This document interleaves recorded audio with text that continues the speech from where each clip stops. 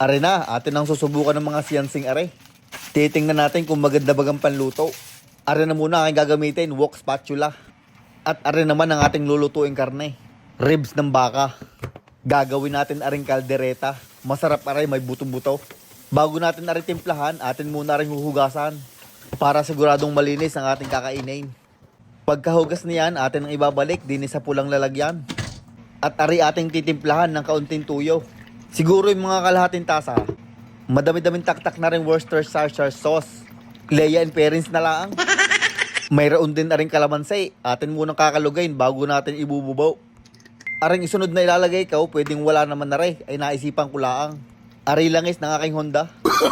Alay hindi na mabiraw, aray pineapple juice. Humanda na kayo sa sunod. 555 pamintan durog-durog. At dapat kagat labi. Pagkatapos nating lagyan ng ating mga panimpla, atin naman na rin lalamas-lamasain para mahalaw. Ay intay ka pala at naiwanan ng ketchup. Tinubigan ko pa at kakaunti na pala. Ayain na, dadamihan na lang ang tomato sauce. Iyon, kumpleto na. Pwede na uling lamasain. Ay dahan-dahan lang kayo sa paghahalo niya at baka kayo mataga ng butaw. Iinom muna ako ng pineapple juice na malamig at favorite ko aray. Ay Del Monte pa, ay baka naman. Pagkatapos natin timplahan niyon at makainom ng pineapple juice, magpipit-pit naman tayo ng bawang. Sabay atin na rin babalatan at gagayatin ng pinong-pino. Maggagayat din tayo ng sibuyas kasama rin sa panggisa. Gagayatin lang natin ng papagarne. Mas maraming bawang at sibuyas, mas masarap. Ay baygay paiyak ng batang aray. Pagkatapos natin sa mga panggisa, din naman tayo sa mga panlahok na gulay. Nagbalat lang ako din ng 3 patatas at saka 3 carrots. Sabay biniyak ko aray at ginayat ko lang ng papagarne. Tapos isasaulin natin doon sa lalagyan. Gayon din ang gagawin nyo din sa carrots. Gagayatin nyo lang ng garne kalalaki.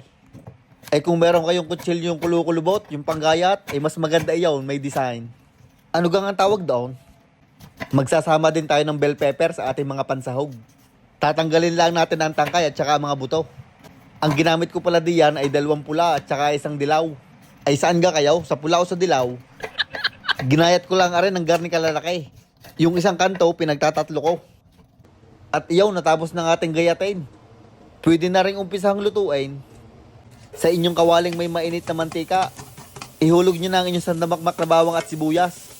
Sangkutsahin nyo lang ng mga 1 minuto. Hanggang maluto ang sibuyas at bawang o hanggang maging garne. Bago natin ihuhulog yung ating tinimplahang brief ng baka. Ay, ribs ng baka pala. Ay, bege nagka-brief ng baka. Atin lang aring hahaluin ng dahan-dahan. At sadyang ari aapaw na. Pihong mapapalipat ng lutuan at hindi kasya ang gulay. Bago natin ari takluban, maghuhulog tayo ng 3 pirasong dahon ng laurel. Di na naman tayo sa kabilang ibayaw. Nagpainit lang ako ng kawaling may mantika. Sabay aking pinirito na rin mga gulay. Inuno ko na rin mga patatas at saka carrots. At nilagyan ko na rin ng kaunting pihit na ring asin at paminta. Isasangkot siya lang natin na rin ng mga 3 minuto o hanggang maging garne. Sunod naman natin ipiprito aring mga bell pepper. Gayon din, kaunting pihit na ring asin at paminta.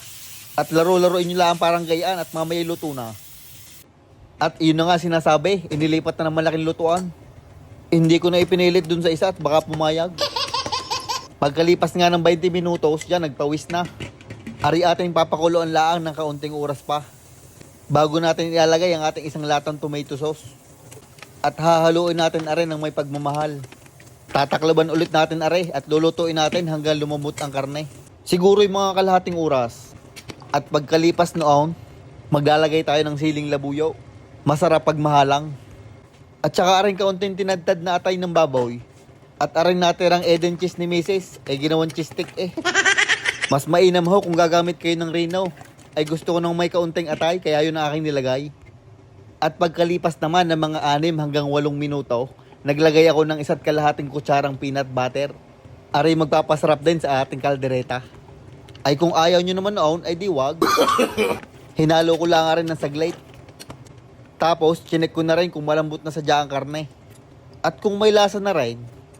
At sa pagtikim kong iyon, masasabi kong ilagay na aring mga gulay. At talagang ako'y gutom na. Hahaluin ulit natin na rin ng may pagmamahal. Ay dahan-dahan lang at baka madurog ang karne. Sabay akin tinakluban at niluto ko ng mga 5 minuto o hanggang maluto yung mga gulay. At pagkatapos ng lahat ng iyon, Iyan na ang ating kaldereta, luto na. Ihanda nyo na ang inyong kanain. Ay sadyang may sinaing pa, ay magsasaing na ulay. Ay pwede na nga rin itago at iinitin kinabukasan. Sabay may kaping barako at sinangag na kanain. Ay sadyang mapapagood morning ka kahit gabay. Ay iyon ho ang aking kalderetang baka. Ay sana inyong nagustuhan.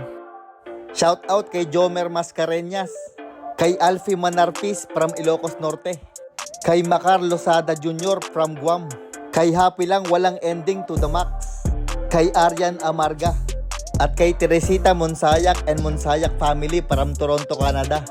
Maraming salamat po sa inyong suporta.